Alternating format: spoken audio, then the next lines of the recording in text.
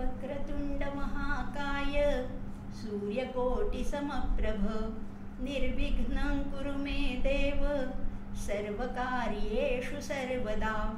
अज्ञानतिमिरान्धस्य ज्ञानाञ्जनशलाकया चक्षुरुन्मीलितं येन तस्मै श्रीगुरवे नमः। केयूरान् विभूषयन्ति पुरुषं हारान् चन्द्रोज्ज्वलाः न स्नानं विलेपनं कुसुमं नालङ्कृता मूर्धजा। वाण्येका समलङ्करोति पुरुषं या संस्कृता धार्यते क्षीयन्ते खलु भूषणानि सततं वाग्भूषणं भूषणं। गंगा गंगेति यो ब्रूयात् योजनानां शतैरपि मुच्यते सर्वपापेभ्यो विष्णुलोकं स गच्छति। हरिर्नारायणो गंगा गंगा नारायणो हरिः हरिर्विश्वेश्वरो गंगा गंगा विश्वेश्वरो हरिः। नमस्कार। अशा आपण 5 प्रार्थना म्हटल्या। पहिली अर्थातच गणेशाला वंदन केलेलं आहे, विघ्नहर्ता गणेश आपल्या पाठीशी आहे। दुसरं वंदन सद्गुरूंना केलेलं आहे। तिसऱ्या वंदनाने आपण सरस्वती मातेचा आशीर्वाद घेतलेला आहे। सरस्वती माता ही संवाद, आपला जो संवाद होणार आहे तो वाणीच्या माध्यमातून, आणि म्हणून वाणीची देवता सरस्वती हिला वंदन केलेलं आहे। आजचा जो आपला विषय आहे गंगा, गंगा लहरीवर आपण बोलतोय, आणि म्हणून गंगा मैयाला सुद्धा वंदन केलेलं आहे। आणि आपण सर्वजण जाणकार श्रोते रसिकजण जे जमलेले लोक आहात, या आपल्यातल्या अंतरात्म्यालाही वंदन करत आहे आणि आजच्या 3ऱ्या दिवसाच्या विवेचनाला सुरुवात करत आहे। आपण बघितलं पंडितराज जगन्नाथ गंगाच्या घाटाच्या मणिकर्णिका घाटावरच्या 52व्या पायरीवर बसलेले आहेत। त्यांच्यासोबत त्यांची पत्नी लवंगी ही सुद्धा आहे, आणि ते गंगेची आळवणी करतायत, गंगेची विनवणी करतायत, आणि तिला म्हणतात की मला तुझ्या कवेत घे, मला तुझ्या मिठीत घे, मला तुझ्यामध्ये माझा देह समर्पण करायचं आहे। आणि खरोखर जसजसा ते एक एक श्लोक म्हणतायत तसतसं गंगेचं पाणी वर वर वर चढत चाललेलं आहे। एकेका श्लोकाबरोबर एक एक पायरी गंगा वर चढती आहे। आता ही जी गंगा आहे, इतरांना वाटत असेल की साधी गंगा नदीसारखी नदी तर आहे, पण श्री जगन्नाथाच्या मनामध्ये मात्र त्या गंगेविषयी अपार वात्सल्य, अपार प्रेम आहे, अपार भक्ती आहे, आणि गंगा मातेला सुद्धा ह्या जगन्नाथाविषयी खूप प्रेम वाटते, वात्सल्य वाटते। तिचं मन अगदी उचंबळून आलेलं आहे, आणि म्हणून तीही त्याला भेटायला आतुर झाली असं आपण बघतोय। आता हिचं पाणी आपण 26व्या पायरीपर्यंत वर चढलेलं पाहिलेलं आहे। 26वी पायरी गंगेने वर पार केली, आणि त्या पायरीवर बसलेले काही लोक घाबरले आणि आणखीन 2-4 पायऱ्या वर गेले। पण या पायरीवर बसलेल्या लोकांना हेही दिसलं की त्या गंगेच्या पाण्याबरोबर कितीतरी फुलं, काही फळं तरंगत तरंगत वर येत आहेत, त्याच्यात आपल्याला काय मिळतंय का असंही काही लोकांना वाटलं, आणि म्हणून त्या आशेने परत खाली उतरले। पण हे बघून जगन्नाथाच्या मनात मात्र वेगळाच विचार आला, आणि जगन्नाथाच्या चेहऱ्यावर एक स्मितहास्य उमटलं की त्यांनी ओळखलं की आईच्या अंतःकरणातील वात्सल्य भावना त्याच्यापर्यंत पोहोचली, जगन्नाथापर्यंत पोहोचली। मात्र जगन्नाथाच्या आजूबाजूला जे बसलेले लोक होते ते कुजबुजायला लागले। ते म्हणाले की पाण्याचा आजचा वेग काही औरच आहे, फारच हा वाढलेला दिसतोय, पाणी चढतच आहे, चला आपण इथूनच माघारी फिरूया, आज काही फार खाली उतरायला नको।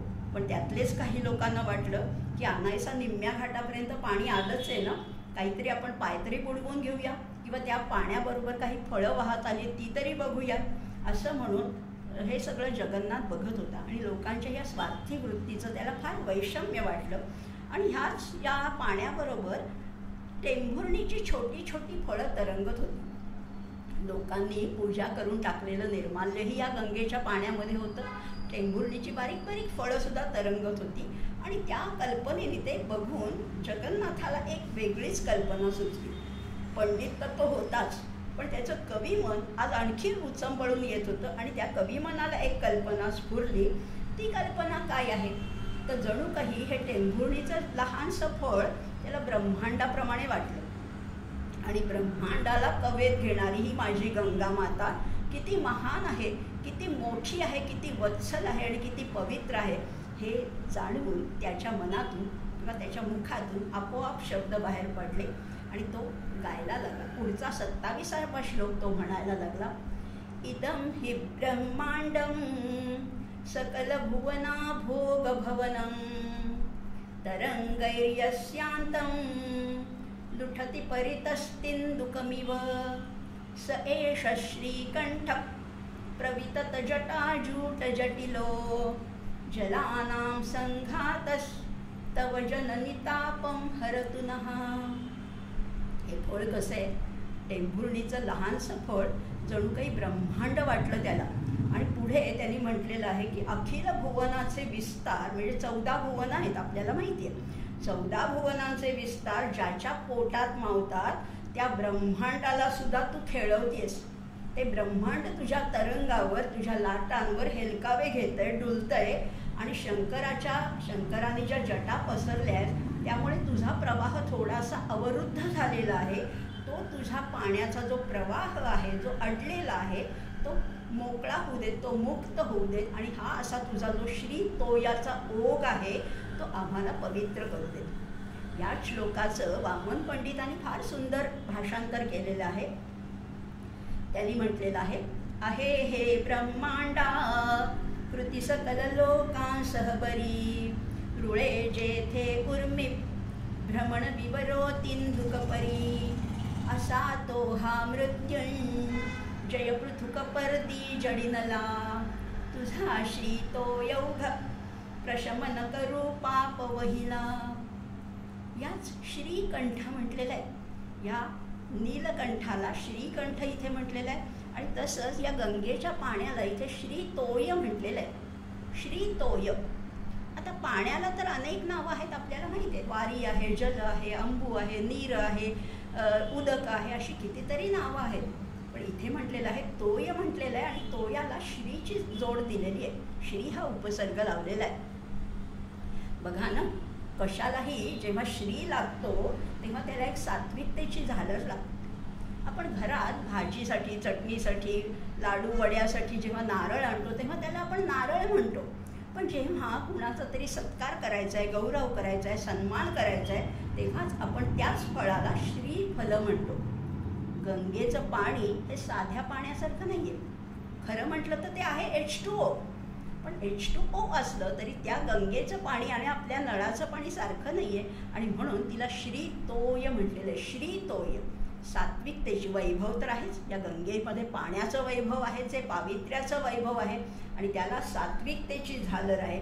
म्हणजे आपण व्यवहाराचा वापरतो ना, श्रीफल म्हणतो, श्रीमुख म्हणतो, श्रीचरणी अर्पण असं म्हणतो, श्रीनिवास. ज्याला आपण श्री लावतो तेव्हा ती गोष्ट, तो पदार्थ, ती वस्तू पवित्रच होऊन जाते. असा हा तुझा श्रीतोय जो आहे तो आमची सगळी पापं धुवून काढो आणि तो मुक्त हो. जो शंकराच्या जटेमध्ये अडकला आहे तोही मुक्त होवो, मोकळा होवो असंही म्हटलेलं आहे. टेंभुर्णीचं फळ, एवढंसं लहानसं टेंभुर्णीचं फळ, आणि त्याला ब्रह्मांडाची उपमा दिली आहे. खरंच आहे ना. हा कसा आहे? परब्रह्म कसा आहे? अनंत कोटी ब्रह्मांड नायक आहे. आणि अशा अनेक आकाशगंगा या आपल्या म्हणजे गॅलक्सीज कितीतरी आहेत. ह्याच्याकडे पाहत असताना आपल्याला खरंच आपल्या क्षुद्रतेची जाणीव होत असते. आपण किती क्षुल्लक आहोत या संपूर्ण या ब्रह्मांडाच्या विस्तारामध्ये. मी किती माझं अहंकार गाजवतेय, पण मला हे कळून चुकतं की हे किती क्षुल्लक आहे. माझं जीवन किंवा माझा मीपणा हा किती तोकडा आहे हे कळून चुकल्यामुळे इथे पंडितराज म्हणतात की हे ब्रह्मांडाकृती सकल लोकांसह बरी रुळे जेथे उर्मी भ्रमण विवरो तिंदुकपरी. तिंदुकापरी टेंभुर्णीच्या फळाप्रमाणे हे ब्रह्मांड तुझ्या लाटावर हेलकावे घेते असं म्हटलं. आणि या गंगेने 27वी पायरीसुद्धा वर चढली. पुढे पंडितराज म्हणतात की मी किती पापी आहे ग माते, मी फारच पापी आहे. पण माझी पाप इतकी आहेत की त्यांनी पुढे म्हटलेलं आहे, त्रपंते तीर्थाने त्वरितमिह यस्योद्धृतिविधौ करं करणे कुर्वन्त्यपि किल कपाली प्रभृतयः इमन्ते मामं त्वमियमनुकम्पार्द्रहृदये पुनाना सर्वेषा मघमथन दर्पन्दलयसि कृपन्ते तीर्थानि. तू खूप पावन करणारी आहेस ग माते, तू खूप पवित्र आहेस, तू सगळ्यांची पापं धुवून टाकणारी आहेस. पण माझी पापच एवढी आहेत, मी इतका पापी आहे की अनेक तीर्थक्षेत्रसुद्धा ही लाजून पळतात माझी पापं बघून. अगदी शंकर जो विश्वेश्वर आहे, काशीमधला जो विश्वेश्वर आहे, त्यांनी तर कानावर हात ठेवलेले आहेत. करं करणे कुर्वन, त्यांनी कानावर हात ठेवलेत माझी पापं ऐकून की एवढी पापं मी कधी ऐकलीच नाही. पण तू अशी आहेस माते, तू अशी आहेस की तू ही सगळी माझी पापं तर धुवून टाकतेस आणि तू माझ्याकडे पाठ फिरवत नाहीस, तर तू माझ्याकडे तोंड केलेलं आहेस. आणि नुसतंच तोंड केलेलं नाही तर तू एक एक पायरी वर चढतेस आणि माझी पापं धुवून टाकण्याचा तू अगदी चंगच बांधलायस. अशा ज्याच्या उद्धाराविषयी सगळ्यांनी हात टेकलेले, सगळी तीर्थ लाजून पळत आहेत, अशा ह्या पापहरणासाठी विश्वेश्वराचा आश्रय घ्यावा असं जर का तू म्हणत असशील की अरे तू काशीत आहेस तर माझ्याकडे कशाला आलास, विश्वेश्वर आहे ना, काशी विश्वेश्वर पाप धुणार आहे. पण अगं काय सांगू माते, त्यांनीही कानावर हात ठेवलेले आहेत, सगळी तीर्थ ही भिवून दूर पडत आहेत. आता मला तुझ्याशिवाय कोणी म्हणजे कोणीच वाली नाही आहे. हे त्याचं बोलणं ऐकून गंगेला अगदी गलबलून आलं. अरे माझा महिमा सांगता सांगता आपल्या मनातली थोडीशी खंत हा उघडी करतोय.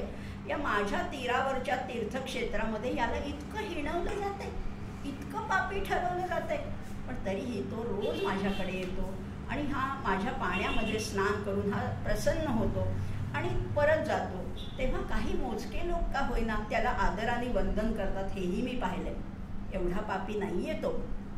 त्याला या व्यावहारिक जगातील उपेक्षा किंवा सन्मान या कशाचीच फिकीर नाही आहे. आजवर तो मानाने जगला आहे आणि तो मुळी स्वतःच्या अंतरी ठाण मांडून बसलेल्या अस्मितेवर. त्याला स्वतःच्या कर्तृत्वाची, गुणांची निश्चितच जाणीव आहे. पण आज त्याला ओढ लागली ती उद्धाराची, ही पापं धुवून टाकण्याची त्याला ओढ लागलेली आहे. आणि त्या उद्धाराचं सर्वश्रेष्ठ साधन म्हणजे गंगा मैया असं त्याला वाटतंय. आणि म्हणून तो मला आळवतोय, माझी स्तुती करतोय. पण असा दुरून का बरं? जगन्नाथा किती दूर बसलायस रे. रोजच्या प्रमाणे माझ्यापाशी येऊन माझ्या पाण्यात खेळता खेळता माझ्याशी कानगोष्टी करशील का? येशील का माझ्याकडे? नुसतीच माझी स्तुती करू नकोस. आणि ह्या विचारात गढून गेलेली गंगा आणखीन एक पायरी वर चढली, 28वी पायरी वर चढली. आता जगन्नाथ म्हणतायत ही पायरी तर आता एक पायरी वर चढते, त्यामुळे जगन्नाथाचं मन अगदी गलबलून आलेलं आहे.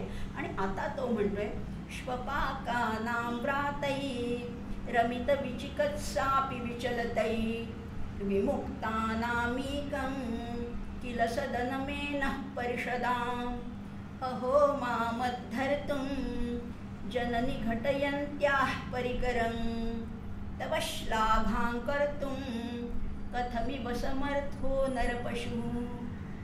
पुन्हा पुन्हा पुन्हा पुन्हा जगन्नाथ उल्लेख करतोय तो आपल्या पापांचा. आपल्याला वाटेल एवढं काय पाप केलंय बरं ह्यानी, पण खूप मोठं पाप. आणि खरं तर ही त्याचीही वृत्ती आहे. आपल्या सगळेच ऋषी आहेत ते संवेदनशील वृत्तीचे होते. म्हणजे आपलं एवढंसं पाप ते मोठं करून सांगतात आणि दुसऱ्यांची मात्र मोठाली पापं ते आपल्या पोटात घालतात. ही ऋषींची जी संवेदनशील वृत्ती आहे तीच या जगन्नाथामध्ये दिसून येते. आणि खरंच आहे, या अगदी समर्थांनी सुद्धा म्हटलेलं आहे ना, समर्थांनी सुद्धा जे संत खरे साधू सज्जन असतात ते नेहमीच आपल्या पापांचं मोठा डोंगर करून सांगतात आणि दुसऱ्यांना मात्र पापामध्ये सवलत देतात. म्हणजे समर्थांनी सुद्धा म्हटलेलं आहे परस्तावलो कावलो तप्त झालो बहुस्वार्थ बुद्धी नरे कष्टविलो तुझा दास मी व्यर्थ जन्मास आलो. जगन्नाथाची सुद्धा हीच भूमिका आहे. तो म्हणतोय मी किती पापी आहे, श्वपाक आहे. श्वपाक म्हणजे चांडाळ वृत्तीचा आहे. श्वपाकानां व्रातै म्हणजे या अनेक पापांचा समुदायच माझ्यामध्ये आहे. म्हणजे करावी का नाही करावी अशा पापांविषयी ज्यांच्या मनात संदेह उत्पन्न होतो किंवा चांडाळ सुद्धा जी पापं करायला धजावत नाही अशा पापांचं मी जणू काही माहेरघरच आहे. खरंच जगन्नाथाने एवढी पापं केली होती का? पण त्या माझा उद्धार करण्यासाठी कंबर बांधून सिद्ध असलेल्या तुझी स्तुती मी करू तरी कशी? मी इतका पापाने मलिन झालेलो आहे की ही स्तुती करण्याचं सुद्धा मला भान राहिलेलं नाही आहे. माझ्यामध्ये तेवढं सामर्थ्य सुद्धा नाही आहे.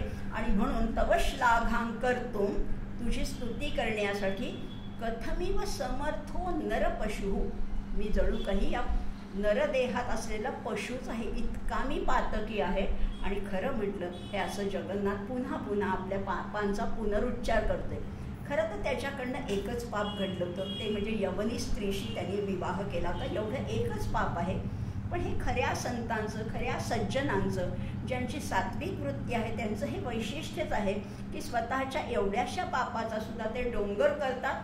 आणि तुकाराम महाराजांनी सुद्धा म्हटले ना त्यांनी तर काय पापं केली होती तरी सुद्धा ते म्हणतात घेता नाम विठोबाचे पर्वत जळतील पापांचे. एवढे पर्वत होते का? पण होते ना. ते मानतात की माझ्याकडनं एवढंसं झालेलं पाप सुद्धा फार मोठं मानतात. किंवा गीतेत म्हटल्याप्रमाणे वृजिनम संतरिष्यसी अर्जुन म्हणतोय की हा माझ्या पापाचा समुद्रच आहे आणि हा मी कसा ओलांडून जाऊ. अशी ही संतांची वृत्ती जी आहे सात्विक वृत्ती जी आहे ती या जगन्नाथाच्या ठिकाणी आपल्याला नक्कीच बघायला मिळते. जगन्नाथ आता 28 पायऱ्या चढून गंगावर आली. निम्म्यापेक्षा वरचा घाट तिने पार केलेला आहे.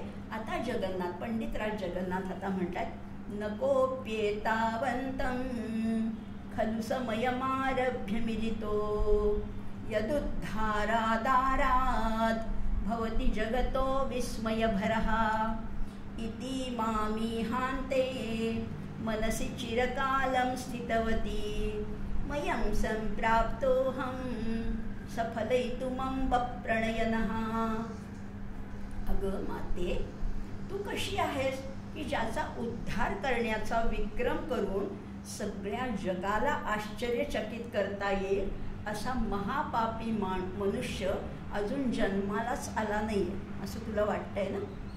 कारण जेवढी पापी माणसं या जगात आहेत ना जेवढी पापं आहेत जेवढी म्हणून पापं आहेत म्हणजे खरं म्हटलं तर रोजच्या व्यवहारात सुद्धा आपल्याकडनं सुद्धा सामान्य प्रापंचिकाकडनं सुद्धा अनेक पापं घडत असतात. कंडनी पेशनी चुल्ली उदकुंभीच मार्जनी पंचसूना नित्यम ताभी स्वर्गम न विंदती असं म्हटलेलं आहे. अशी पापं तर घडतातच आहेत. पण ह्या सगळ्या पापांचं क्षालन करण्याचं सामर्थ्य या गंगा मातेकडे किंवा याच्याही पलीकडे जाऊन असं म्हणता येईल की या पापं जेवढी तिने क्षालन केले त्यापेक्षा तिची क्षमता खूपच मोठी आहे. आणि तिला वाटत होतं की आतापर्यंत एवढा कोणी मला महापापी भेटलाच नाही आहे.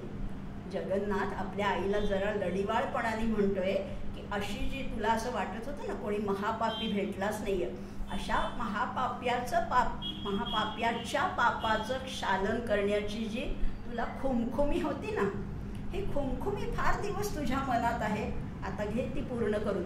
आता बघ माझ्या इतका पापी तुला सापडणारच नाही म्हणून आई मी तुझ्यापाशी आलोय. आता तू संतुष्ट हो आणि माझा उद्धार कर. गंमत आहे बरं का.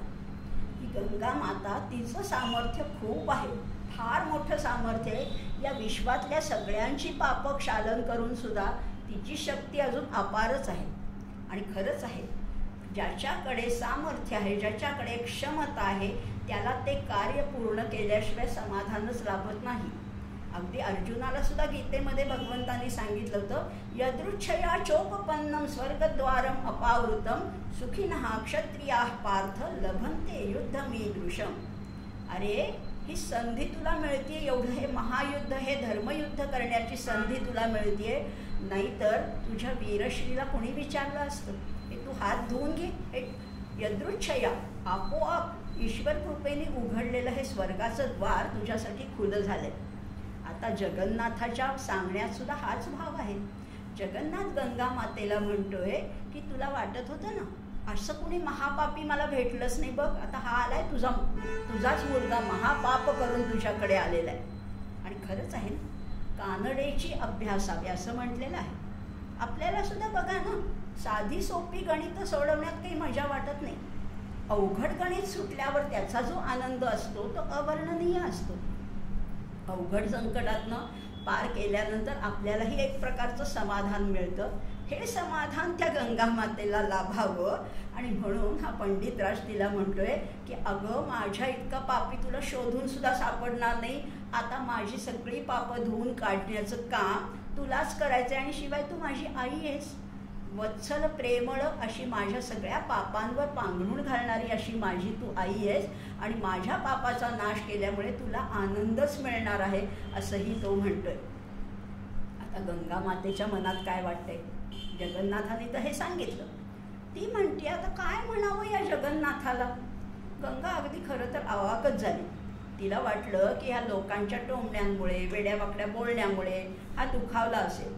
पण हा तर मलाच आव्हान देतोय, माझी खुमखुमी जिरवण्याची हा भाषा करतोय.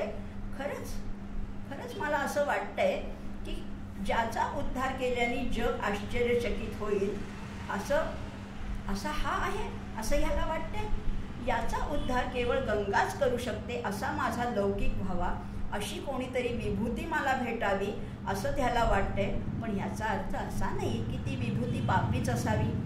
ती तुझ्यासारखी कवी, पंडित किंवा अस्मितेच्या तेजाने भारलेली देखील असूच शकते ना. जिचा उद्धार केल्यामुळे मला कृतार्थ वाटेल असं तूच आहेस. पण तू म्हणतोस त्या अर्थाने नाही बरं का. तुझ्यासारखा कवी, तुझ्यासारखा पंडित, तुझ्यासारखा संवेदनशील व्यक्ती जर का मला त्याच्या पापाचं क्षालन करता येईल तर मला कृतार्थता नक्कीच वाटणार आहे. पण खरंच तुझा उद्धार करायची वेळ आली आहे का?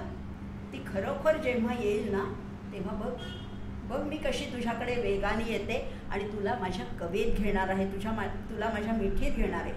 पण आज नाही, अजून ती वेळ आलेली नाही आहे. तुझ्याकडे येण्याची तीव्र इच्छा मलाही आहे जगन्नाथा. आणि असं म्हणत गंगा आणखीन एक पायरी म्हणजे 30वी पायरी वर चढली. आता जगन्नाथाच्या मनात आलं, मी कितीही वाईट असलो तरी शेवटी ती माझी आईच आहे ना. माझ्यावर तिची अगदी घारीसारखी प्रेमळ नजर आहे. हीच तर तिची अपूर्वता आहे. मग माझ्यावर होणाऱ्या आरोपांचा उच्चार तिच्यासमोर करायला काय हरकत आहे. आणि त्या आरोपांचा किंचित असा उपहास करत जगन्नाथ बोलू लागले. ते म्हणतात, स्ववृत्तिव्यासंगो नियतमथ मिथ्या प्रलपनम कुतर्केष्वभ्यासत् सतत परपैशून्य मननम अपि श्रावं मम तु पुनरेव गुणगणा नृते त्वत्वो नाम क्षणमपि निरीक्षेत वदनम. त्याला काशीमधले लोक खूप टोमणे मारत होते, खूप उपहासाने बोलत होते आणि असं म्हणत होते की शेवटी कुत्र्याचं शेपूट वाकडं ते वाकडंच. खोटेपणा आहे, मत्सर आहे, दुराग्रह आहे, हेकटपणा आहे. माझ्यामध्ये किती दुर्गुण आहेत. या दुर्गुणाची अपकीर्ती ऐकून कोणी माझं तोंड सुद्धा बघणार नाही. श्ववृत्ती व्यासंगो, श्ववृत्ती कुत्र्यासारखी माझी वृत्ती आहे असं जगन्नाथ स्वतःला उपहासाने म्हणतायत. अपि श्रावम पुन्हा ही अपकीर्ती ऐकून तुझ्याशिवाय माझ्याकडे कोणी बघणार सुद्धा नाही ग माते. तूच फक्त केवळ माझी पापं तुझ्या पदरात घेऊ शकतेस. कुत्र्यासारखा स्वभाव, नेहमी खोटं बोलणं, तरकटीपणा, परक्यांचा नेहमी दुष्टावा करणं, या माझ्या सर्व गुणसंघांची कीर्ती वारंवार ऐकून सुद्धा माझं कोणी तोंड तरी बघणार आहे का?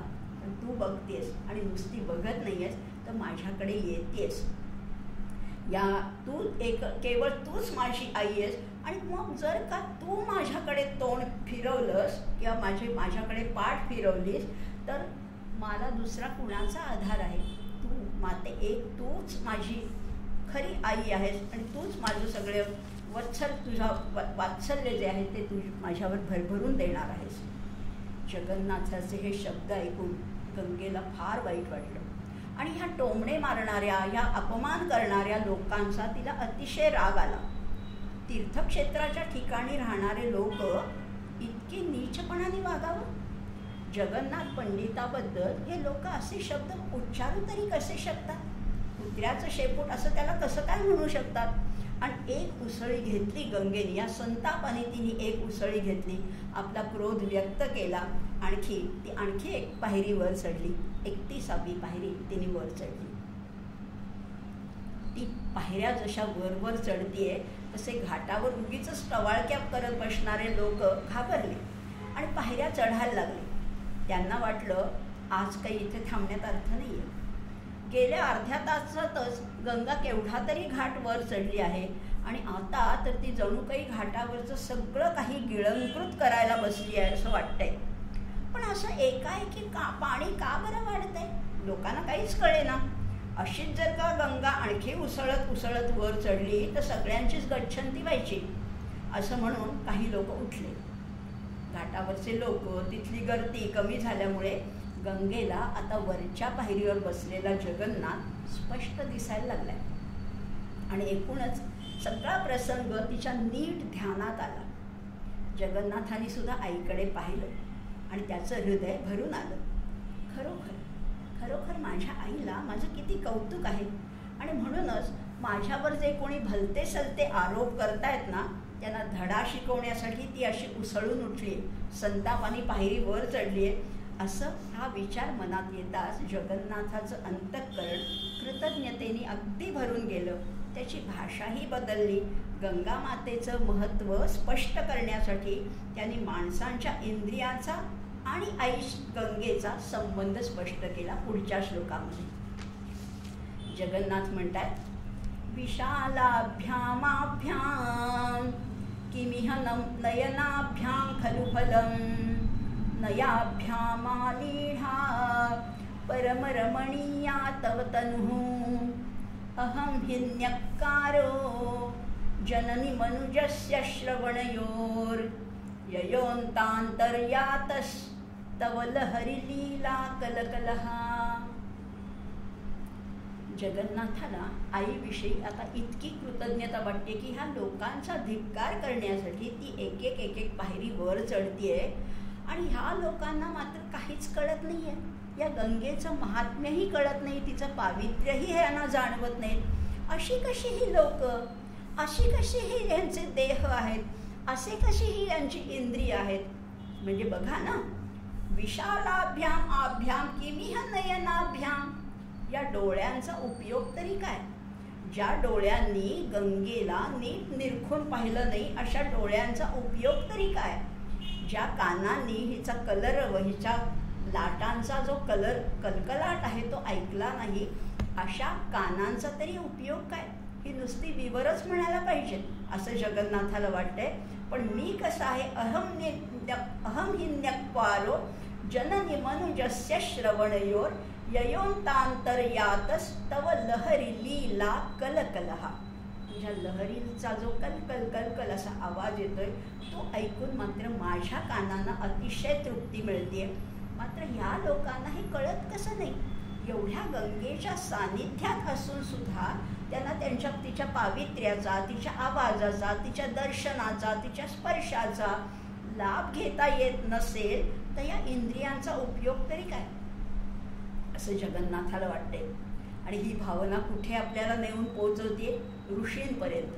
आपल्याकडे हे नेहमी शांती मंत्रामध्ये सुद्धा म्हटलंय, ओम भद्रं कर्णेभिः शृणुयाम देवाः भद्रं पश्येमाक्षभिर्यजत्रा. आमच्या डोळ्यांनी नेहमी भद्र कल्याणकारी तेच पाहावं, आमच्या कानांनी केवळ कल्याणकारीच ऐकावं, आमच्या वाणीने कल्याणकारी शब्द उच्चारावे असं ज्या आपल्या ऋषींनी सांगितलंय त्याच्याशी ही जगन्नाथाची भावना किती मिळती जुळती आहे ना. किंवा अगदी आजच्या संतांचा सुद्धा विचार केला तरी तुकाराम महाराज सुद्धा म्हणतात की घेई घेई माझे वाचे गोड नाम विठोबाचे, डोळे तुम्ही घ्या हो सुख पहा विठोबाचे मुख. संत म्हणा, ऋषी म्हणा किंवा आपला हा पंडित राज म्हणा, भावना एकच आहे, संवेदना एकच आहे. जे कोणी गंगेच्या किनाऱ्यावर राहत आहेत, काशी नगरीमध्ये राहत आहेत आणि तरीसुद्धा तिचं दर्शनही घेत नाहीत, तिचा स्पर्शही अनुभवत नाहीत, त्यांची इंद्रिय म्हणजे वायाच म्हणायची. किंवा कठोपनिषदामध्ये म्हटलंय, परांची खाणी व्यतृण स्वयंभू तस्मात परां पश्यती नांतरात्मन. ही सगळी इंद्रिय आहेत ना, ही सगळी बाहेर उघडणारी आहेत. आत कोणी बघतंय का? आतला स्पर्श, आतला नाद, आतलं दृश्य अनुभवताच येत नाही. आतलं तर राहू देच, पण या गंगेच्या सान्निध्यात राहून सुद्धा जर ह्यांना हिचा अनुभव घेता येत नसेल, हिला डोळे भरून पाहता येत नसेल, तर ह्या इंद्रियांचा उपयोग तरी काय? आणि खरीच आहे, इंद्रियांना आत वळवायला पाहिजे ही खरी गोष्ट आहे. पण आज समजा वळवता येत नसेल तर निदान बाहेरचं पवित्र दृश्य तरी पहा, पवित्र ध्वनी तरी ऐका, पवित्र गोष्टीला स्पर्श तरी करा. एवढी गंगा माता तुम्हाला भरभरून द्यायला इथे उपस्थित आहे आणि तुम्ही जर का तिचा लाभ घेत नसाल तर काय त्याचा उपयोग? असं म्हणून या जगन्नाथाने तिची स्तुती करते. आणि खरंच क्षणभराचीही उसंत न घेता जगन्नाथ बोलतोच आहे, बोलतोच आहे, बोलतोच आहे. आता तो म्हणतोय, विमानै स्वच्छंदं सुरपुरमयन्ते सुकृतिनः पतन्तिद्रा पापा जननी नरकान्तः परवशाः विभागोऽयं तस्मिन् अशुभमयमूर्तौ जनपदे न यत्र त्वं लीला दलितमनुजा शेषकलुषा. याचंच वामन पंडितांनी फार सुंदर भाषांतर केलंय. घडे जाला पुण्या चरणतीही जावे सुरपुरी पडावे पापिष्टी विषम नरकी घोर विबरी व्यवस्था ऐशी हे अशुभमय देशातची असे तुझी लीला जेथे सकल अघहर्त्री न विलसे. आपल्याला माहिती आहे स्वर्ग नरक, आपल्याकडे ही कल्पना आहे. परदेशामध्ये हेवन म्हणतात किंवा हेल म्हणतात, किंवा इस्लाममध्ये त्याला जन्नत म्हणतात किंवा जहन्नम म्हणतात. पण ही विभागणी केली आहे कोणी? ज्यांच्या देशामध्ये गंगा वाहत नाही अशा लोकांनी ही विभागणी केली असेल. त्या लोकांना त्यांची ही कल्पना असेल की स्वर्ग नरक किंवा या सगळ्या गोष्टी त्यांनी केलेल्या आहेत. पण आमच्या वेदामध्ये कुठेही स्वर्ग हा शब्दच नाही. खरोखर आपल्याला आश्चर्य वाटेल, वेदामध्ये कुठेही स्वर्ग हा शब्द नाही. स्वर्ग प्राप्तीची इच्छा आहे, पण त्या स्वर्गाला तिथे उत्तम लोक म्हटलेलं आहे. आणि खरा उत्तम लोक कुठे? ज्या देशामध्ये गंगा वाहते तोच देश सर्वात उत्तम आहे असे आमचे ऋषी सुद्धा म्हणतात. किंवा हा ऋषी आपला अधिकार मानतात. हा आपला लढीवाळ हट्ट परमेश्वराकडे करताना म्हणतात की माझा हा अधिकारच आहे. श्री सुक्तामध्ये सुद्धा ऋषींनी मागणी केलेली आहे की मला हे दे, मला श्री वर्चस्व आयुष्यम आरोग्यम विधाक्षोभमानम मह्यते. पण ही मागणी करताना ते म्हणतात मी हे का मागतोय? मी तुझं लेकरू आहे. प्रादुर्भूतो सुराष्ट्रेस्मिन् कीर्तिं वृद्धिं ददातु मे. मी या राष्ट्रात जन्मलो आहे, हाच माझा मोठा प्लस पॉईंट आहे, हीच माझी मोठी मिळकत आहे. आणि ह्या देशात जन्मल्यामुळे मला ही स्वर्गप्राप्ती किंवा मला ह्या तिथपर्यंत उत्तम लोकापर्यंत निश्चितच पोचायचं आहे. आता हे याचं बोलणं ऐकून गंगा थोडीशी शांत झाली. ती म्हणतीये ठीक आहे ना, स्वतःच्या पापांचा पुन्हा पुन्हा उल्लेख न करता त्याचे आता शब्द जे आहेत त्याचा माझा महिमा वर्णन करण्यासाठी तो आता बोलतो आहे. असाच विचार करता करता तो उठेल, माझ्याकडे येईल, त्याला मग मी प्रेमाने कुरवाळीन. मी त्याला सांगेन, अरे वेडा आहेस का तू? आपल्याच आईची इतकी अवास्तव स्तुती नसते करायची. जगन्नाथा तुला कधी कधी भानच राहत नाही बघ, किती अतिशयोक्ती करतोयस रे. अरे आज मी आहे म्हणून सगळ्यांना स्वर्ग कसा काय मिळेल? तू म्हणतोयस की ज्या देशात गंगा वाहते त्या देशातल्या सगळ्यांना उत्तम लोकाची प्राप्ती होईल. पण आता जगन्नाथ हे ऐकतच नाहीये. आता त्याला आईचा महिमा किती वर्णन करावा हे कळतच नाहीये आणि त्याला भानच राहिलं नाहीये. आणि आता तो म्हणतोय की गंगेच्या पुढे कुठलं पाप टिकतच नाही. या भावनेने त्याचं मन भरून गेलं आणि म्हणून तो सांगतोय की सगळ्यात घोरातलं घोर पाप कुठलं त्याचा उल्लेख करून माझ्यासारख्या पाप्याला तू पुनीत करशील का? महाशक्ती ज्या मातेमध्ये आहे तिची महती गायला त्यांनी सुरुवात केली. तिची महती गात असताना गंगेलाही उत्सुकता वाटली आणि म्हणून ती आणखी एक पायरी म्हणजे 33वी पायरी ती वर चढली. आता जगन्नाथ म्हणतायत, अपिघ्नंतो विप्रा न विरतमुषंतो गुरुसती पिबंतो मैरीयं पुनरपि हरन्तश्च कनकं विहाय त्वय्यन्ते तनुमतनुदानाध्वरदुषा मुपर्यं बक्रीडन् त्यखिलसुरसंभावितपदाः. अपिघ्नन्तो विप्रा न विरतमुषंतो गुरुसती. कितीतरी लोक कितीतरी पाप करतात, ब्रह्महत्या काय करतात, स्वगुरूच्या पत्नीची अभिलाषा करतात, कुणी मद्यपान करतात, कुणी परधनाचं अपहरण करतात. अशा सगळ्या प्रकारच्या पापी लोकांची प्रेत जरी तुझ्या पाण्यात सोडली न माते, तरी सुद्धा मृत्यूनंतर सुद्धा त्यांना उत्तम लोकाची प्राप्ती होऊ शकते. म्हणजे यज्ञ दान तप ही महाकर्म सांगितलेली आहेत, पुण्यकर्म सांगितलेली आहेत, पण त्याच्यापेक्षा सुद्धा श्रेष्ठ पद प्राप्त करून देण्याचं सामर्थ्य माते तुझ्यामध्ये आहे. तू जिवंतपणी ज्यांनी कोणीही काही पुण्यकर्म केली नसतील त्यांची प्रेत जरी तुझ्या पाण्यात सोडली तरी सुद्धा त्यांना तू उत्तम लोकाची प्राप्ती करून देतेस. म्हणजे इतर साधनामध्ये सायास आहेत, परंतु मृत्यूनंतर विनासायास कुठलेही प्रयत्न न करता तुझ्या केवळ गंगाजलाच्या स्पर्शाने सुद्धा त्यांना त्या परमपदाची प्राप्ती मिळते. आणि हे सगळ्यात श्रेष्ठ पद केवळ तुझा स्पर्श झाला असताना मिळतं. गीता सांगते, यज्ञदान तपः कर्म न त्याज्यं कार्यमेव तत्. हे जरी खरं असलं तरी हे सगळं करायची सुद्धा गरज नाहीये. एका गंगा मैयेला शरण गेलं की संपूर्ण सगळ्यापेक्षा श्रेष्ठ परमपदाची प्राप्ती होणार आहे. जगन्नाथ बोलतोच आहे, किती स्तुती करतोय, याच्यातला अतिरेकही आपल्यालाही कळतोय, ह्याच्यात अतिशयोक्ती आहे, गंगेलाही हे कळतंय. पण आता खरंच आहे, वर्षानुवर्ष आपल्याला माहिती आहे गंगेच्या आसमंतातील सगळ्या प्रदेशात हा ठाम विश्वास आहे की मेल्यानंतर जरी प्रेताला गंगा स्नान घडलं तरी त्याला उत्तम गती प्राप्त होते. आणि म्हणून अनेक दूरदूरच्या ठिकाणाहून गंगेमध्ये विसर्जित करण्यासाठी आवर्जून प्रेत आणली जातात. जगन्नाथांना या सगळ्या प्रथा, या सगळ्या श्रद्धा परिचित होत्या, पण उत्तम गती मिळण्यासाठी पुण्यकर्मही भरपूर असावं लागतं. या नियमाला अपवाद आहे तो केवळ आणि केवळ गंगामाईचा. नसेल पुण्यकर्म तुमच्याकडे, पण केवळ तुम्ही गंगामय्याकडे आलात की ती सगळी तुमची पापं धुवून टाकणार आहे. आणि हे सांगत असताना जगन्नाथाच्या प्रतिभेला आणखीनच भर आला. आणखीन हे ऐकण्यासाठी गंगामय्या पुढची पायरी म्हणजे 34वी पायरी वर चढली. इतक्यात गंगेवरून वाहत येणाऱ्या शीतल आणि सुखद वाऱ्याने जगन्नाथाला आकर्षित केलं आणि त्यांच्या मुखातून आपोआपच शब्द बाहेर पडले. सुगंधित लहरी येत होत्या बरं का. या गंगेवरून येणारा जो वारा आहे ना, तो काय काय घेऊन येतो तेही जगन्नाथ वर्णन करतायत.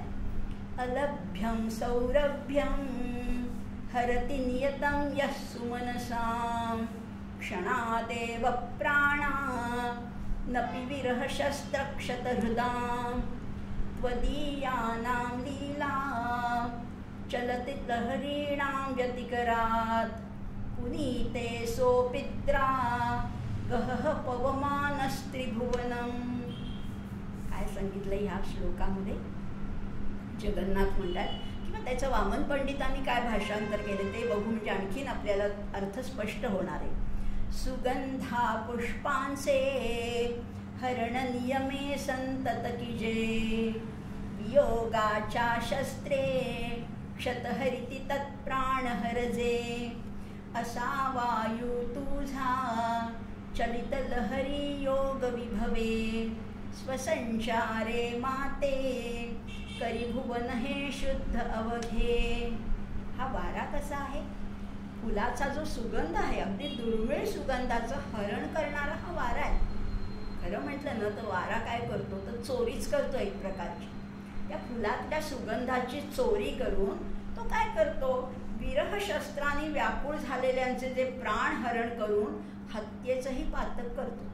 वारा कसा आहे बघा, चोरी पण करतो, हत्या पण करतो. कुणाची हत्या करतो? जे विरहाने व्याकुळ झालेले प्रेमीजन आहेत त्यांचे प्राण हरण करतो, म्हणजे त्यांचं हृदय एकमेकांना देतो, असं हत्येचंही तो पातक करतो. असा महापातकी वारा सुद्धा केवळ आणि केवळ तुझ्या लाटाच्या संपर्कामध्ये आल्यामुळे त्रिभुवनाला पावन करायला समर्थ ठरतो. वाऱ्याची पापही या जगन्नाथाला दिसत आहेत बरं का. माणसाची तर पापं आहेच, पण हा जो वारा आहे ना तो फार लबाड आहे. हा फार हत्याही करतो, चोरीही करतो, आणि तो कसा आहे, देवो दुर्बल घातक असं म्हटलेलं आहे.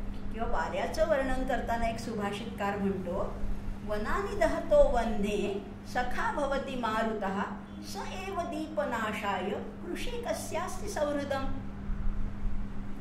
हा वारा कसा आहे, लबाड आहे, थोडा पक्षपात करतो बरं का. वनानि दहतो वह्ने, वन जाळणाऱ्या, जंगल अरण्य जाळणारा जो वारा आहे तो त्या अग्नीला मदतच करतो. जसा वारा वाहील तसा तो अग्नी आणखीन भडकत जातो. असा हा अरण्यामधल्या अग्नीला मदत करणारा वारा स एव दीपनाशाय, पण एवढीशी लहानशी पणती असते ना तिला मात्र तो विझवून टाकतो, कारण ती लहान आहे ना. कृषी कस्यास्ति सौहृदम, अशक्तांशी कोण बरं मैत्री करणार, असं सुभाषितकारांनी वर्णन केलंय. पण इथे जगन्नाथ त्या वाऱ्याला सुद्धा मनुष्य स्वरूप देतोय आणि म्हणतोय या वाऱ्याची पातकं सुद्धा ही गंगा माता पोटात घेते, आणि तिच्यावरून वाहणाऱ्या ज्या वाऱ्याच्या लहरी आहेत त्यांना सुद्धा त्या त्रिभुवनाला पावन करण्याचं सामर्थ्य बाळगतात. स्वतःच्या पापाचा तर तो वारा नाश करतोच आणि त्रिभुवनाला पवित्र करतो. गीतेत जरी पवन पवतामस्मी असं वर्णन असलं तरी या वाऱ्याला इथे चोरी, हत्या करणारा पातकी असं म्हटलेलं आहे. आणि केवळ या गंगा लहरीमुळे त्या वाऱ्यामध्ये पवित्रतेचं सामर्थ्य येतं असं म्हटलेलं आहे. आणि ह्या त्रिभुवनाला पवित्र करण्याची शक्ती त्याला देतो कोण, तर ही आमची गंगा माता देते असंही म्हटलेलं आहे. पुढे जगन्नाथ म्हणतात, किरंत सत्येके नियतमिह लोकार्थ घटकाः परे पूतात्मानः कतिच परलोक प्रणयिनः सुखं शेते मातस्तव खलु कृपातः पुनरयं जगन्नाथ शश्वत त्वयि निहितलोकद्वयभरः. अगं तू आहेस ना माते, तू आहेस आणि तू सर्वश्रेष्ठ आहेस. कितीतरी लोक या लोकातलं आपलं जीवन सार्थक करण्यासाठी झटत असतात, परंतु काही लोक काय करतात तर पवित्र आचरण करून परलोकाची आवड धरतात. पण मी कसं आहे, मी खरं माझं नाव जरी जगन्नाथ असलं ना तरी माते मी हा नावाचाच जगन्नाथ आहे, बाकी माझ्याकडे कुठलंच सामर्थ्य नाही आहे. दोन्ही लोकाचा भार मी तुझ्यावर सोपवून टाकलाय. माझी माता जर का एवढी श्रेष्ठ आहे, एवढ्या त्रिभुवनाला पावन करणारी आहे, तर मी विचारच कशाला करू. माझी सगळ्याचा भार मी तुझ्या लोकद्वयाचा भार, इहलोक आणि परलोक, इहामूत्र ज्याला म्हटलेलं आहे, या दोन्ही लोकाचा भार मी तुझ्यावर सोपवून मी निवांत बसलेलं आहे. मला काहीच करायची गरज नाही आहे, मी सुखाने निसतोय. सुखम शेते मात, शेते म्हणजे झोपलेलं आहे, सुखाने झोपलेलं आहे. तव खलु कृपा आता पुनरयम, तुझ्या कृपेवर माझा इतका विश्वास आहे, इतकी श्रद्धा आहे. जगन्नाथ शश्वत, हा जगन्नाथ शश्वत झोपलेला आहे. त्वयि निहित, तुझ्यावर टाकून काय, लोकद्वय भरहा, दोन्ही लोकाचा भार तुझ्याकडे टाकलाय, तुझ्यावर टाकलेला आहे. खरंच आहे, पण आपली नेहमी ही फसगत होते बरं का. आमचे समर्थ तर म्हणतात, घरी कामधेनू पुढे ताक मागे. असं जर असेल, खरंच आहे, आपल्याला कळतच नाही आपल्या जवळ काय आहे. आपल्या जवळ ही भारतभूमी आहे, ही गंगा माता आहे, हा हिमालय आहे. या वैभवाची आपल्याला जाणीव नाही आणि आपण दुसऱ्या पुढे हात पसरतो. हे किती चुकीचं आहे.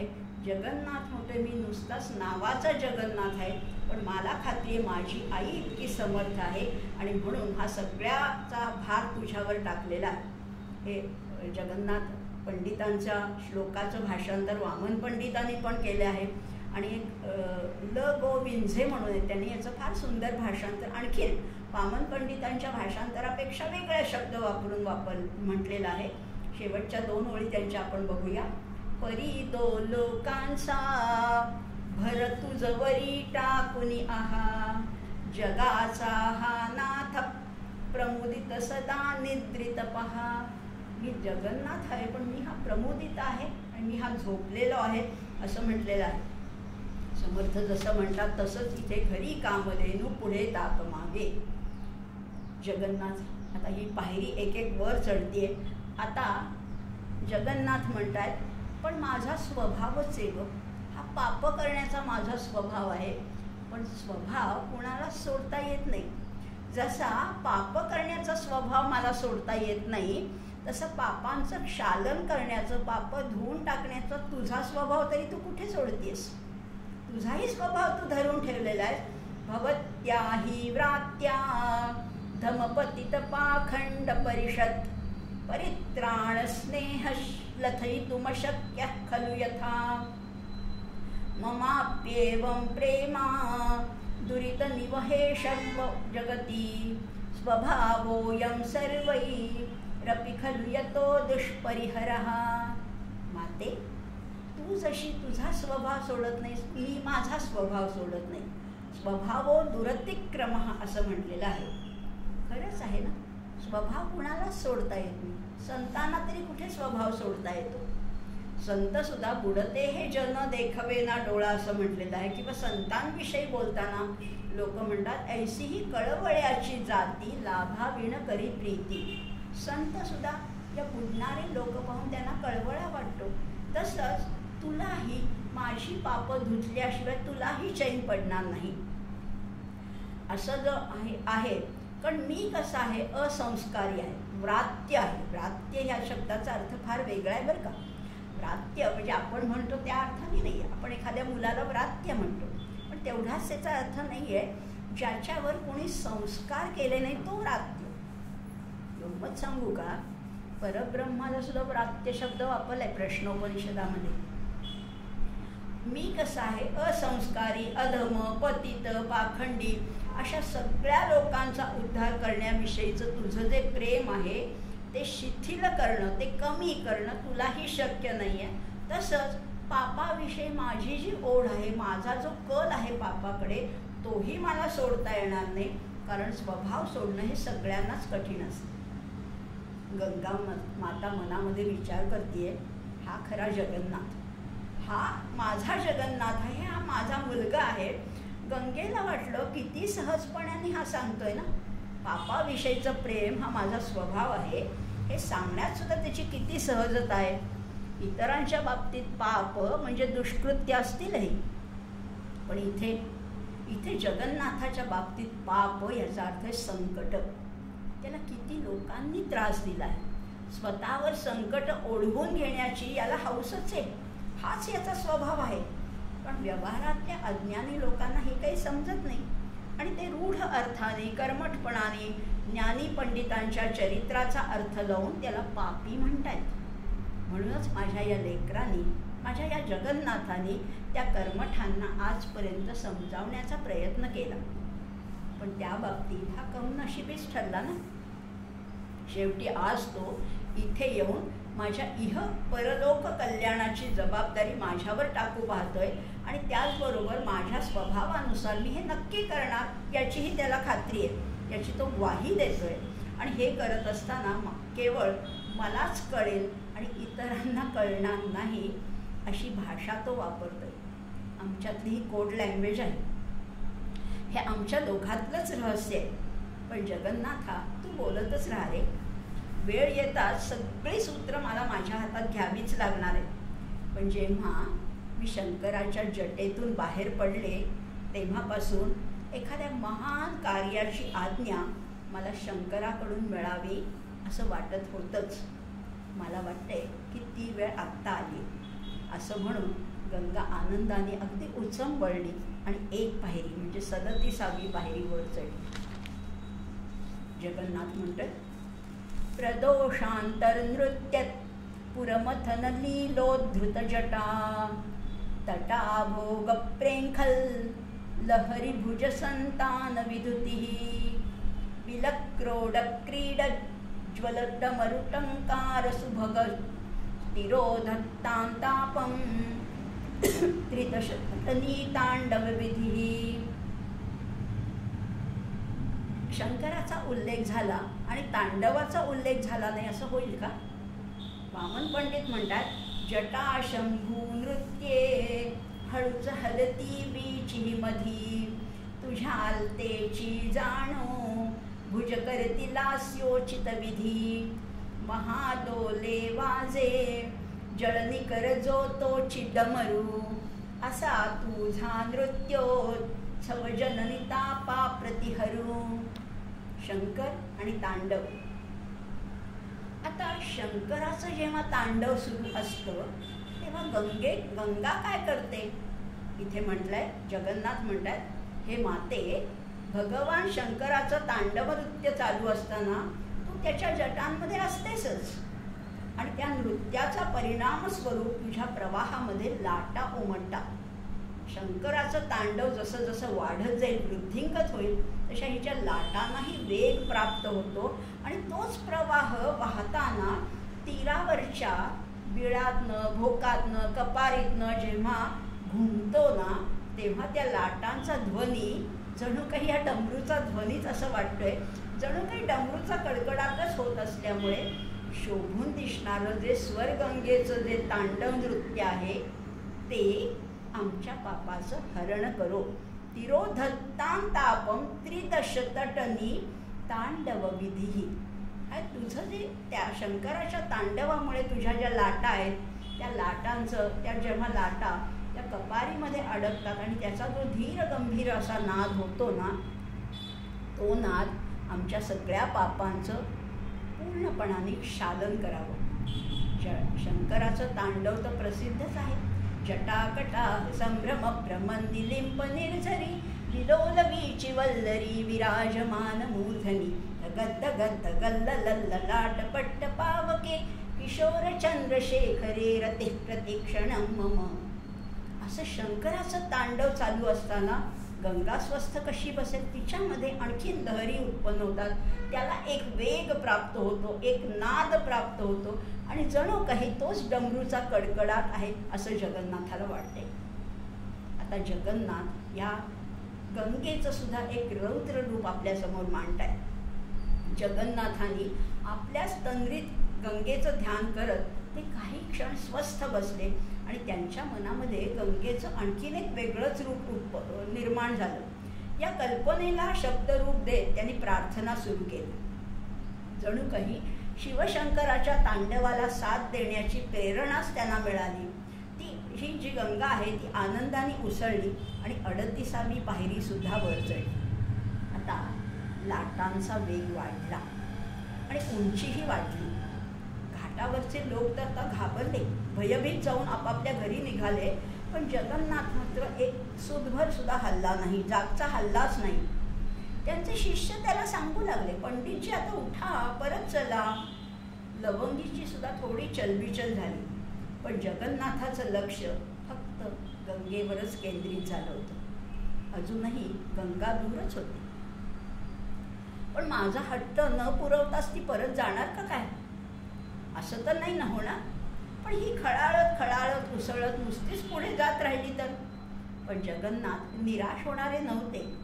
गंगेला नव्याने आवाहन करण्यासाठी तिने पुन्हा विचार करावा म्हणून आणि तिच्या परिणामांची गंभीरता लक्षात यावी म्हणून त्यांनी आता स्पष्टपणाने बोलायचं ठरवलंय.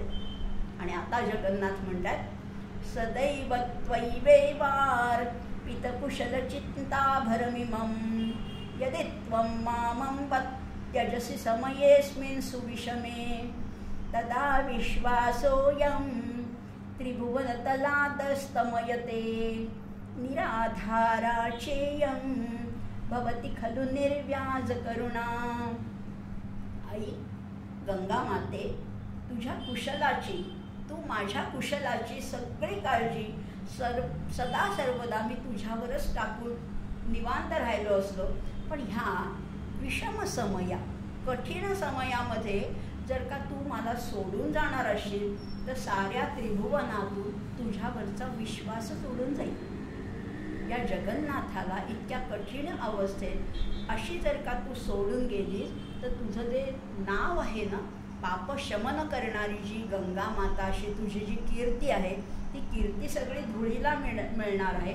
तुझ्यावरचा विश्वासच उडून जाईल आणि तुझी दया अत्यंत निष्कपट असते ही गोष्ट ही लोकांना निराधार वाटू लागेल. याचा तरी विचार कर. माझी पापं राहू देत, तुझ्या कीर्तीचा तरी तू विचार कर आणि तुझी कीर्ती दिगंत टिकून राहण्यासाठी तरी तू माझ्यावर कृपा कर. तू निष्कपट मनाने भेदभाव न करता सगळ्यांवर दया करते असं जर म्हटलं जातं. पण तू जर का ह्या वेळेला मला अशा गंभीर परिस्थितीमध्ये टाकून देऊन जर का निघून गेलीस तर तुझ्यावरचा लोकांचा विश्वास उडून जाईल. ह्याचा तरी विचार कर. विषम काल म्हटलेलं आहे. अगदी गीतेमध्ये सुद्धा म्हटलंय कुतस्त्वा कश्मलमिदम विषमे समुपस्थितम. विषम काळ हा सगळ्यांवरच कधी ना कधीतरी येत असतो.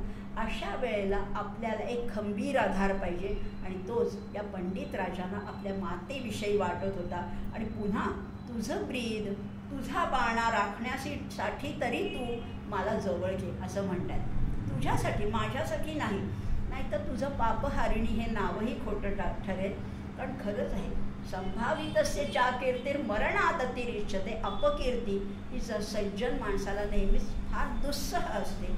एक पण मरण पत्करेल पण अपकीर्ती नको. असं जर का तुझी कीर्ती तुला टिकवून ठेवायची असेल तर माझ्या पापाचं क्षालन कर, मला तू जवळ घे. आता गंगा माता सुद्धा उसळतीये. तिच्या लाटांना आता वेग आलाय. गंगेला अचानक आलेल्या पुराचं कारण लोकांना, घाटावर बसलेल्या इतर लोकांना कळतच नव्हतं.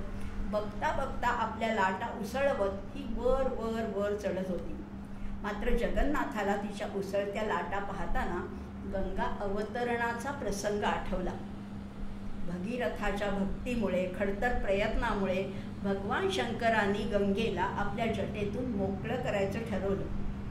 शंकर मस्तकीच राहू देण्याची तिची विनंती शंकरांनी मान्य केली नाही. उलट तिला भगीरथाच्या मागे जायला सांगितलं. तेव्हा गंगेलाही राग आला. खरं तर तिला राहायचं तर शंकराच्या जटेमध्येच. तिला राग आला आणि तिने जटेतून उडी घेतली. अर्थात शंकराच्या मस्तकावरती होतीच, पण तिचा जो अडलेला प्रवाह आहे तो पुढे व्हायला हवा होता. तिने भगीरथाचा तर उद्धार केलाच, पण संपूर्ण जगताच्या उद्धारासाठी ती पृथ्वीवर आली आहे. या प्रसंगाची तिला आठवण करून देतोय जगन्नाथ. आता तिला सांगतोय की तू केवळ भगीरथासाठी नाही, या संपूर्ण जगताचा उद्धार करण्यासाठी या पृथ्वीवर आली आहेस. हे लक्षात ठेव बरं का माते, हे विसरू नकोस. आणि असं म्हणत जगन्नाथाने गंगेचा जय जयकार केला. जय गंगे असा पुन्हा पुन्हा उच्चार केला. आणि ह्या जय जयकाराला साथ देण्यासाठी, त्याला दाद देण्यासाठी गंगा हलकेच एक पायरी म्हणजे 39वी पायरी वरती चढली. जगन्नाथाला आनंद होतोय. आता बराचसा भाग, जवळजवळ 3/4 गंगेने घाट ओलांडलेला आहे. आणि आता तो म्हणतोय कपर्दादुल्लस्य प्रणय मिलदर्धार्ध युवते पुरारे प्रेंखत्यो मृदुलतरसीमंत शरणौ भवान्यासापत्न्यस् स्फुरितनयनं कोमलरुचा करेणाक्षिप्तास्ते जननी विजयंतां लहरयः. ही जी गंगा आहे ती कशी आहे? शंकराच्या जटामधनं उडी घेऊन खाली येताना त्याच्या अर्धांगी बसलेल्या पार्वतीला सुद्धा त्या मृदुलशा तिच्या भांगामध्ये जेव्हा या गंगेचं पाणी पडलं तेव्हा पार्वतीला राग आला आणि ती ते पाणी झटकून टाकलं असंही म्हटलेलं आहे. आणि त्याच्या हे बोलताना जगन्नाथ हे हा दृश्याचा किंवा ह्या प्रसंगाचा उल्लेख करत असताना गंगाही त्या आठवणीने भारावून गेली. आता गंगेला खरं तर मनापासून हसू आलं बरं का. तिला आठवलं, पार्वतीची चिडचिडसुद्धा आठवली. माझे जलद तुषार सर्वांना आनंद देतात, पण पार्वतीला मात्र ते मत्सरग्रस्त करतात. मात्र माझ्या मनात कधीच सवती मत्सर नव्हता. कारण मला ठाऊक आहे की पार्वती ही शंकराची खरी पत्नी आहे आणि मी केवळ त्याची भक्त आहे. दोघीही जरी शंकरावर प्रीती करत असलो तरी पार्वतीच्या प्रीतीमध्ये रती आहे आणि माझ्या प्रीतीमध्ये नीती आहे. जगन्नाथा, तुला परब्रह्माशी शिवतत्वाशी एकरूप व्हायची ओढ लागली आहे ना, म्हणूनच तू मला ब्रह्मतत्व मानतोयस आणि माझा जय जयकार करतोयस. मी मात्र तुझ्यावर लेकरासारखंच प्रेम करतेय, तुझं लाड करतेय. आता सांग रे जगन्नाथा, सांग ना तुला काय हवंय. तुझे सगळे लाड पुरवायला मी आतुर झाली आहे. असं म्हणून गंगेने आणखीन एक म्हणजे 40वी पायरी सुद्धा ओलांडली. जगन्नाथाला वाटलं आपण काही मागण्यासाठी आलोय असं हिला वाटतंय का. तो म्हणतो नाही माते, मी काही तुला मागत नाहीये, तर तुझी प्रार्थना करण्यात, तुझा जय जयकार करण्यात, तुझं स्तवन करण्यातच मला खूप आनंद मिळतोय. लेकरू म्हणून जसं तुझं माझ्यावर प्रेम आहे तसं माझंही तुझ्यावर खूप प्रेम आहे ग आई. त्यामुळे ही जी गंगेची त्याने विनवणी केलेली आहे. आज आपण वेगवेगळ्या म्हणजे गंगेचं स्तवन करत असताना जगन्नाथाच्या मनात उमटलेल्या सगळ्या भावना म्हणा, सगळे विचार म्हणा, सगळे तरंग म्हणा, त्याने मोकळेपणाने इथे व्यक्त केलेले आहेत. अशा या मोकळेपणाने व्यक्त करत असताना ही जगन्नाथाची प्रतिभा बहरत चाललेली आहे. आजचे आपले आता पण 3रा दिवस आहे. आपण आज 40 पायऱ्या, ही गंगा माता 52 पायऱ्यापैकी 40 पायऱ्या वर चढून आलेली आहे. आता उरलेल्या 12 पायऱ्यासुद्धा आपण बघणार आहोत, हळूहळू बघणार आहोत. पण ह्या पंडितराज जगन्नाथांच्या जसं पापाचं तिने क्षालन केलं आणि तिने त्याला येऊन मिठीत घेतलं, कवेत घेतलं, तशीच ही जी गंगा माता आहे, त्रिलोक पावन करणारी, त्रैलोक्य पावन करणारी ही जी गंगा माता आहे, तिला आपणही विनंती करूया, आपणही तिची विनवणी करूया. आपणही तिला म्हणणार आहोत की आमची ही पापं जी काही आहेत, आमच्या हातून कळत न कळत चुकून घडलेली जी पापं आहेत ती तू सगळी त्या नाहीशी कर. आणि तिला विनंती करूया आपण, एकेन स्नान मात्रेण विधिना भक्तिमान नरहा अश्वमेध फलम सद्यो गंगायां माप्नुया ध्रुवम. ही गंगा माता ध्रुवम म्हणजे निश्चितपणाने आमची सगळी पापं नाहीशी करू दे. ही गंगा माता आम्हाला सगळ्या प्रकाराने वैभव देणारी आहे. कशाने? तिचं नुसतं दर्शन घेतलं, तिच्या लहरींचा आवाज ऐकला, तिला स्पर्श केला म्हणजे दर्शनात, स्पर्शनात, पानात तथा गंगेती कीर्तनात. आम्हाला गंगेपर्यंत जायला मिळालं नाही, पण तरी तिचं जरी उच्चारण केलं, गंगा गंगा असं जरी म्हटलं, स्मरणादेव गंगायाम सद्य प्रापात प्रमुच्यते. दर्शनात, स्पर्शनात, पानात तथा गंगेती कीर्तनात स्मरणादेव गंगाया सद्य पापात प्रमुच्यते. अशी ही क्षणामध्ये सगळ्या पापांचं नाहीसा करू, नष्ट करणारी अशी ही गंगा माता तुम्हा आम्हाला कल्याणप्रद ठरो. आपलं सुद्धा पाप नाहीसं होऊ आणि आपलं प्रारब्ध इथेच भोगून संपायचं आहे. पुढचा जन्म आम्हाला या गंगा मातेच्या सानिध्यात लाभावा. आम्हाला तिचं नेहमी नित्य दर्शन, स्पर्शन, पान करावला मिळावं अशीच तिच्याकडे प्रार्थना करूया आणि इथेच थांबूया.